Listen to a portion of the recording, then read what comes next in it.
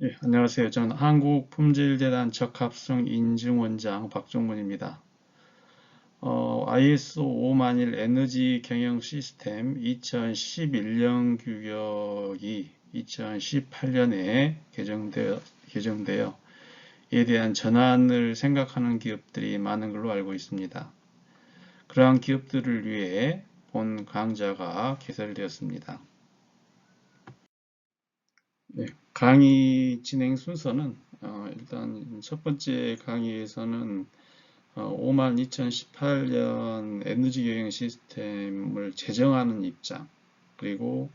그걸 도입하고자 하는 사람들이 고려해야 할 부분 관점에서 어떤 목적을 가지고 개정이 됐고 도입을 해야 하느냐라고 하는 부분들을 말씀을 나눠보고, 그리고 주요 개정 방향과 그리고 개정에 대한 주요 개요 부분들을 언급하는 시간을 1강에서 갖도록 하고, 2강에서는 그럼 2011년과 2018년 규격에 주요 개정 조항별 차이는 어떤 게 있느냐, 이 부분들을 검토를 해보고, 우리가 에너지 경영 시스템에서 이해할 용어에 대해서 같이 한번 생각해 보는 시간을 2강에서 갖겠고, 그리고 3강에서는 2018년 규격 관점에서 조항별 내용이 어떻게 되는지를 같이 한번 바라보는 이런 시간을 갖겠고, 4강에서는 2011년 규격에서 2018년 규격으로 에너지 경영 시스템을 전환하기 위한 전환 절차와, 그리고 전환하고자 하는 기업이 대응해야 할 대응 방안을 말씀드리는 이러한 순서로 해서 진행하겠습니다. 여러분은 에너지 경영 시스템 인증기관으로 어디를 생각하고 계십니까? 한국품질재단을 선정하십시오. 한국품질재단은 여러분의 경영 성과를 달성하는 데 동반자로서 큰 도움을 줄 수 있는 기관임을 자부합니다. 한국품질재단은 93년에 최초로 설립된 국내 최초 인증기관이면서 세계 최대 국제 인증 네트워크인 아이큐넷에 가맹된 세계 최대 인증기관입니다. 그리고 국내에 최대 규모의 인증 스킴과 최대 심사원 인력 풀을 보유하고 있고, 25년 이상의 노하우를 통해 고객에게 최고 품질을 지향하는 서비스 품질을 확보하고자 노력하고 있는 기관입니다. 대한민국 최초 ISO 인증기관이면서 특히나 에너지 경영 시스템에 연계이 된 온실가스 에너지 검증기관으로서 산업자원부에 승인된 비영리 재단법인, 그것이 한국품질재단입니다. 이곳으로 오십시오. 우리가 ISO 경영 시스템 부분을 나름대로 도입하거나 또는 현재 유지 또는 전환하는 나름대로 작업을 하면서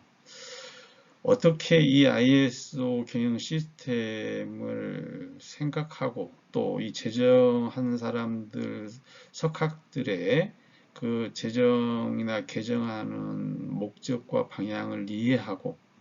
이걸 도입해서 우리 조직들이 어떤 효과를 보기를 바라고 있는지를 한번 생각하고 시스템을 도입하거나 전환 작업을 하는 그런 기업과 그렇지 않은 기업 간에는 상당히 차이가 많을 것 같습니다. IS 5만일 2018년 규격도 마찬가지일 것 같습니다.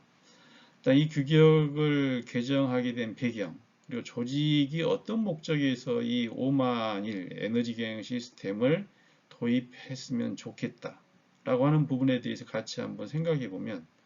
일단 에너지 경영 시스템이라고 하는 건 에너지 자체가 먼저 돈이기 때문에 그 에너지 사용량을 절감한다. 생산량을 줄이자는 말은 아니고 동일한 생산량을 한다 하더라도 적은 에너지를 쓴다. 결국은 에너지 효율을 올린다. 이 개념에 대한 부분에 대한 컨셉이 들어있기 때문에 기본적으로는 가장 큰 게 재무적인 이익을 추구하기 위한 방향에서 오만이를 도입해야 한다 쪽 에너지 경영 시스템이 전환돼야, 기존에 그렇게 하지 않았다라고 한다면 이번 전환할 때 그러한 부분 관점에서 전환 작업을 해야 하는 거 아니냐 쪽 부분을 한번 생각할 필요가 있을 것 같습니다. 그 이유 중에는 기본적으로 에너지라고 하는 우리 기본적인 내용들을 보면 우리가 쓰는 연료, 그리고 전력 등 이러한 부분들과 관련된 부분들이 에너지원이 되는데 그 에너지원의 경우에는 대부분 우리가 구매에 사용해야 합니다. 이거 낭비한다라고 하는 것은 결국은 비용을 낭비하는 거다. 그러면 이걸 효율적으로 사용한다라고 하는 개념은 비용을 절감한다의 개념의 목적에서 에너지 경영 시스템을 효과적으로 도입해야 한다라는 쪽에 내용이 있을 수 있을 거고, 그리고 에너지와 관련된 법적 요구사항, 예를 들어서 현재 에너지 관련된 가장 큰 법적인 요구사항 관련된 부분들은 현재 보면은 이제 우리가 기후 변화와 관련된 배출권 거래에 연계된 관련된 뭐 녹기법을 기반으로 한 법들이 있을 수 있겠고, 그리고 에너지 기본법과 연계해서 기본적으로 에너지 사용과 관련된 부분에서 우리 기업들이 준수해야 할 내용 부분들의 관련 법들도 있겠다 쪽인데, 기본적으로 에너지와 관련된 법률들은 어떻게 보면 규제 관련 법보다는 우리 기업들이 그런 법을 보다 더 많이 알고 활용했을 때 기업에게 도움을 줄 수 있는 그러한 기회로 연결될 수 있는 법이 많다라는 쪽도 같이 한번 생각하면서 그러한 법을 파악하고 이용해서 어떻게 보면 리스크라고 하는 부분과 기회라고 하는 부분, 특히 기회라고 하는 차원에서 이용하는 이러한 부분들도 요구되고 있다라는 쪽이고, 그리고 기본적으로 에너지 비용 절감이 된다라고 하는 것은 제품의 생산 단가를 낮춘다의 개념이 되기 때문에 수익 창출이라고 하는 부분으로 연결시켜서 보자 라는 쪽 부분, 결국 현재 HLS 개념 부분과 다른 다양한 규격과의 통합 운영이라고 하는 관점, 융합해서 쓴다라고 하는 관점에서 본다고 한다면 비즈니스적인 차원의 접근 방법을 토대로 접근할 때 에너지 경영이라고 하는 건 수익을 창출할 수 있는 목적을 달성하기 위한 차원이다 라는 쪽이고, 그리고 그 수익이라고 하는 것이 결국 기업의 사업을 지속할 수 있도록 그리고 경쟁력을 확보할 수 있도록 해주는, 예를 들어서 에너지 비용이 줄게 됨에 따라서 제품의 생산 단가가 줄게 되고 그 단가가 경쟁력이 있어짐으로써 기본적으로 시장에서 경쟁 우위를 확보할 수 있는 발판을 마련할 수도 있다라는 쪽에서 이 시스템을 도입하자라는 쪽도 한번 생각해 볼 수 있을 것 같고, 그래서 그러한 부분의 결과는 결국은 우리 기업의 시장 점유율, 조직의 경쟁력 강화로 연결될 수 있는 그러한 효과가 있을 수 있다 입장에서 재무적인 이익을 추구하는 차원에서 일단 이러한 제도를 도입하는 게 의미가 있겠다라는 쪽에 말씀을 드려보겠고, 그리고 또 한편으로는 기업의 사회적 책임과 연관된다. 에너지 절감을 한 쪽, 에너지 사용량을 줄인다라고 한 쪽, 효율을 올린다라고 한 쪽은 이산화탄소 배출량을 절감한다라고 하는 부분, 이런 차원에서 보면 기후변화 완화에 기여하게 되고 지구 환경 보호에 참여하는 그러한 부분 쪽에서 효과가 있을 수 있다 쪽에서 어떻게 보면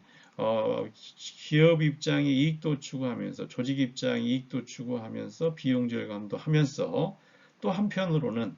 사회적 책임도 할 수 있는 차원에서 이 규격을 도입한다 관점으로 바라보는 부분이 필요할 것 같고, 그리고 이러한 규격에 대한 도입 부분은 우리 기업 조직뿐 아니라 조직과 관련된 고객사 또는 협력업체와 관련된 부분 쪽에 SCM 개념의 접근 방식으로 해서 이러한 에너지 경영 시스템의 도입을 요구하고 구매 시에 또는 나름대로 판매하는 과정 중에 홍보 차원에서 적극 활용한다라고 한다면 이러한 나름대로의 이 고객사나 또는 이 협력업체가 비용 절감을 해서 경쟁력도 확보하고 사회적인 책임도 다할 수 있는 기회를 준다 입장으로 생각하면서 이 규격을 이해하고 도입하자라는 말씀 드려보겠습니다. 그러면 2011년 규격이 5만 1과 2018년 규격이 5만 1의 주요 개정 방향에 대한 차이는 어떤 게 있느냐라고 하는 부분도 한번 생각해 보자 쪽에서 한번 생각해 보겠습니다. 일단 5만 1의 2018년의 경우에는 조직 내 에너지 문화 활성화를 한번 생각하자라는 쪽에 대한 기본 바탕을 가지고 있고, 그리고 여러 경영 시스템이 있을 수 있는데 하이 레벨 스트럭처라고 하는 관점에서 구조로서 모든 경영 시스템의 규격들을 우리가 운영하고 또 그러한 부분으로 구조를 변화시키는, 그래서 5만 1의 2011년 규격과 관련된 부분이 HLS 개념이 아니었는데 2018년에서는 HLS 구조로 전 변화를 해야 하는 그러한 방향으로 바뀌었다라고 볼 수 있을 것 같고, 과거에 기본적인 에너지 경영과 관련된 부분의 업무를 위임할 수 있도록 하는 쪽에서 경영 대리인에 대한 강제 요구 사항이 있었는데 그 부분 제외된 점도 특징이다라는 쪽이고, 그리고 리스크라고 하는 부분 외에도 경영하는 관점에서 기회 관점도 같이 생각하면서 리스크와 기회 관점에서 분석하고 평가하는 그러한 문화가 에너지와 관련된 부분 쪽에 도입되고 활용되고 유지되기를 바란다라고 하는 부분도 있고, 그리고 어떻게 보면 이제 프로세스 중심, 그래서 인풋을 의도한 아웃풋으로 만들어내는, 내가 계획한 나름대로의 이제 이러한 내용을 기반으로 해서 여러 자원들을 가지고 활동을 해서 의도한 결과를 만들어내는 그러한 관점의 프로세스 중심을 이야기하고 있고, 수동적으로 하는 것보다 앞에서 잠깐 목적성 이야기를 하면서 이야기했지만 역동적으로 등동적으로 해야 한다라고 하는 개념과, 그리고 항상 이 나름대로의 경영 시스템은 리스크와 기회가 공존하기 때문에 리스크를 우리가 빨리 파악하고 그걸 기회로 전환시키는 이런 부분에 사고를 가지고 접근해야 한다라고 하는 부분, 나만 생각하지 말고 다양한 이해관계자하고 더불어서 또는 이해관계자를 만족시키면서 이러한 부분을 진행해야 한다라고 하는 부분과, 무작정 하는 게 아니고 우리 조직의 상황을 고려하면서 해야 한다라고 하는 시각에서 이 시스템의 규격이 개정이 됐다라는 쪽 말씀드릴 수 있을 것 같고, 그리고 에너지와 관련된 부분은 이제 돈과 연관된 부분, 재무 데이터와 연관된 부분들인데, 에너지 저감을 정말 했느냐? 이러한 에너지 저감을 하기 위한 투자를 지금 해야 하는 거냐? 정말 돈 되는 거야? 라고 하는 걸 결정하기 위해서는 데이터 수집 계획과 에너지 통계 인자 개념을 도입해 가지고 실질적인 나름대로의 신뢰성 있는 결과값을 얻어내는 이러한 정보 부분에 대한 중요성을 강조하고 있는 부분도 있다. 한쪽도 볼 수 있을 것 같고,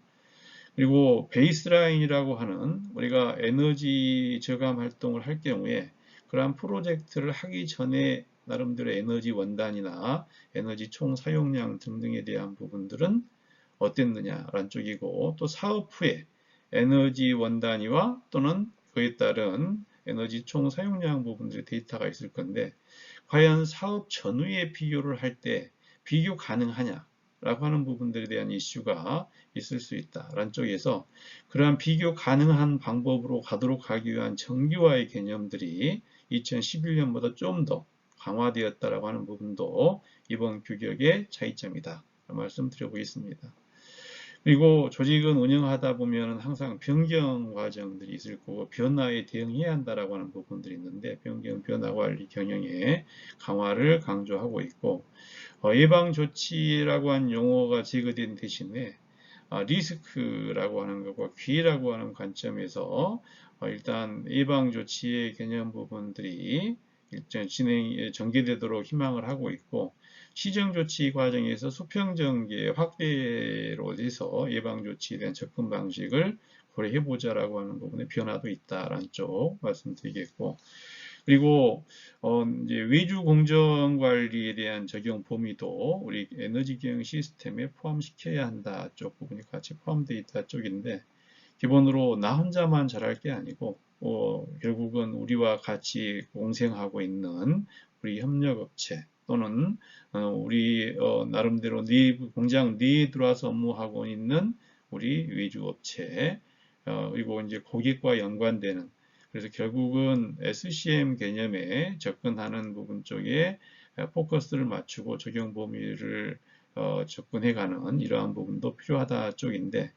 적용 범위에 포함시킬 부분 중에 우리 사내, 즉 사업장 내 적용 범위 내에 포함되어 있는 이러한 쪽의 외주 공정은 적용 범위에 포함되도록 요구하는, 사업장 내에서 외주가 된다 라고 한다면 그런 부분들은 강한 적용 범위에 포함시킬 것을 공고하고 있다 쪽도 같이 말씀드려 보겠습니다. 5만일 개정 연역을 잠깐 짚고 넘어가 보면, 일단 2011년도에 IS 5만일 규격이 처음으로 개정됐다. 그리고 기본적으로 5년 이후부터 검토 과정을 거쳐서 기본적인 한 7년 정도에서 8년 이내에 새로운 또 개정된 규격이 나오는데, 2011년에 개정돼서 한 7년 정도 과정을 거쳐서 2018년에 5만일 규격이 나왔고, 개정 규격이 공표됐다라는 쪽 말씀드릴 수 있을 것 같고, 그리고 이 5만일 규격 2018년 규격의 전환 부분은 3년의 유예 기간을 준다라고 하는 부분도 같이 말씀드리겠습니다. 다음으로는 이제 규격 개정의 개요 관점에서 몇 가지 주요 변화된 부분 쪽에 대한 부분 내용을 잠깐 다뤄보겠습니다. 앞에서도 전체 내용을 잠깐 이야기하면서 말씀드렸던 HLS 개념이 도입됐다라는 쪽인데, 이 HLS라고 하는 하이레벨 스트럭처 용어는 이미 IS 9001, 14001 등등의 규격들을 우리가 2015년도 규격에서 전환하는 과정에 나름대로 경험한 기업들이 많을 걸로 알고 있습니다. HLS 개념의 특성을 보면은 기본적으로 대부분의 모든 경영 시스템 규격들이 통합하고 일반 경영 시스템 경영과 일반 경영의 제너럴 경영과 같이 융합되면서 되기를 바란다 입장에서 모든 규격의 조항이 1장에서 10장으로 구성되는, 그래서 10개 조항으로 구성됐다라고 하는 특징을 가지고 있고, 이 10개 조항으로서 구성하면서 가능한 한 나름대로 여러 경영 시스템이 용이하게 통합되도록, 융합되어서 활용되도록 희망하는 별도 따로따로의 개념이 아닌 기본적인 일반 경영 내에 이러한 에너지 경영도 같이 어우러져서 융합되어서 운영되기를 바라는 목적에서 HLS 개념의 도입이다라는 쪽으로 보면 될 것 같고, 이 HLS 개념에 대한 이 HLS가 도입됨에 따라서 우리 기업들은 중복성을 감소시키고 효과성을 증대시켜야 하는 이러한 관점에서 이 HS를 이해하면 어떻겠느냐 쪽 말씀드릴 수 있을 것 같은데, 10개의 조항들은 우리가 이미 익히 알고 있는 것처럼 일단은 적용 범위 부분 쪽과 그 다음에 일단 이제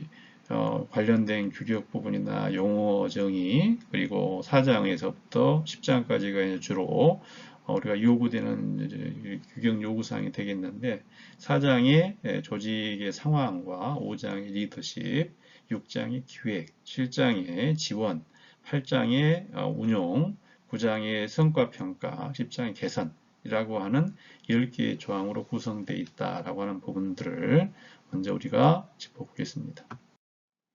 HLS 개념들이 이미 알고 있는 조직들의 경우에는 대부분 다 이해하고 있는 내용이지만, HLS가 강조되는 사항이 있는데 그에 대해서 한번 너무나 중요한 내용이기 때문에 한번 짚어보고 하겠습니다. 기본적으로는 HLS 강조되는 사항은 해당 경영 시스템의 범위를 먼저 우리가 이해를 하고, 일단 기본적으로 요구사항을 지키는 건 기본사항이고, 요구사항 말고도 이해관계자 니즈, 기대사항 등이나 또 내외부 이슈 등등을 파악을 해서 우리 직접적으로 중요한 사항들이 있는지 결정하고 그 내용을 토대로 경영 시스템을 운영해야 하는 것, 그리고 위험과 기회를 같이 파악해서 리스크 부분은 제거하고 기회는 최대화시키는 이러한 부분들이 강조되고 있다라는 쪽이고, 그리고 이들을 경영 프로세스에 반영해야 한다라고 되어 있는데, 기본적인 제너럴 경영 프로세스와 에너지 경영이 별도 독립적인 게 아니라 융합되어서 운영이 되기를 바란다. 라는 쪽에 내용이 있고, 기획 부분이 일단 이제 우리가 기획하는 과정에 조직의 상황과 또는 나름대로 위험, 기회, 이해관계자 니즈 또는 외부 이슈 등등을 기반으로 해서 뭔가 우리가 경영 시스템을 어떻게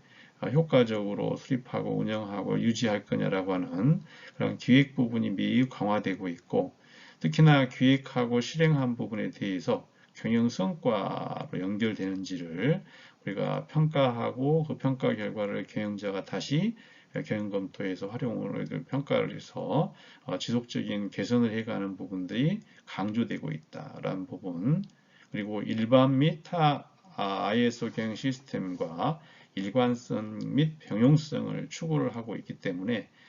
다른 경영 시스템과 연계해서 융합시키고 통합시켜가는 그런 과정이 요구된다라는 쪽도 같이 말씀드리겠습니다.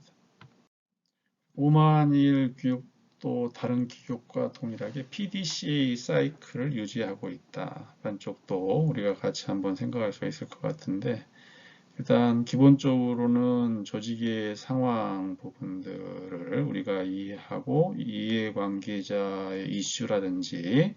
또는 이제 이해관계자들의 요구나 기대 사항들을 우리가 인식하고 결정하고 그 내용을 토대로 해서 일단 에너지 경영 시스템의 적용 범위가 결정이 될 거고, 적용 범위가 결정된 내용을 토대로 해서 우리가 그러한 사항을 앞에서 우리가 처음 시작할 때 이야기했던 목적을 달성하기 위해서 에너지 경영 시스템을 어떻게 끌고 갈 거냐라고 하는 나름대로의 리더십을 가지고 플랜과 그 다음에 이제 또 관련된 지원 운영 부분과 그리고 체크와 관련된 성과 평가, 그리고 액트와 관련된 지속적 개선이라고 하는 PDCA 사이클을 돌면서 계속 우리가 조직을 운영해 간다라고 하는 부분인데, 이 나름대로 PDCA 사이클을 통해서 얻고자 하는 것은 의도된 에너지와 관련된 성과, 에너지 경영 시스템과 관련된 성과를 어떻게 우리가 의도한 성과를 얻어낼 거냐라고 하는 시각에서 이 PDCA가 돈다라고 하는 개념도 같이 한번 생각했으면 좋겠다 말씀드리겠습니다. 그리고 이제 PDCA라고 하는 부분과 이제 프로세스라고 하는 접근법, 이런 부분들이 같이 항상 우리가 업무를 하는 과정 중에서는 이제 이슈가 되는 부분이 있을 것 같은데, 기본으로 우리가 계획된 전략 그리고 다양한 인풋 인자를 가지고서 의도한 아웃풋을 만들어내는 이러한 활동들을 우리는 일반적으로 프로세스라는 용어 정의를 하고 있습니다.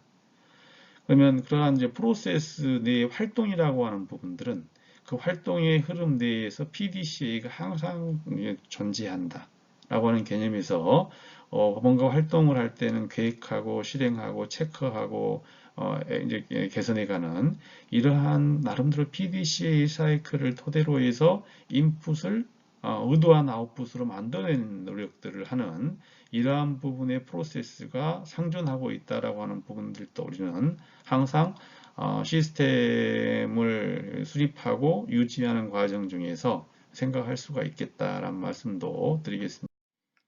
IS 5만일 2018년 규격이나 또는 이제 2011년 규격 마찬가지일 것 같은데, 에너지 경영 시스템에 대한 인증 문의에 대한 사항이 있으시면 저희 한국품질단 적합성 인증원 쪽으로 연락을 주시면 되겠습니다. 여기 나와 있는 것처럼 연락처 일반 전화가 2025-9033, 9052, 9053, 9054번이 되어 있고, 그리고 실무자와 관련된 이메일과 저희 재단 홈페이지가 있으니 이를 통해서 접속하셔가지고 또는 연결하셔서 궁금한 사항에 대해서 문의하시면 되겠고, 인증 문의도 여기 화면에 나와 있는 데를 이용하시면 되겠다 쪽 말씀을 드리겠습니다.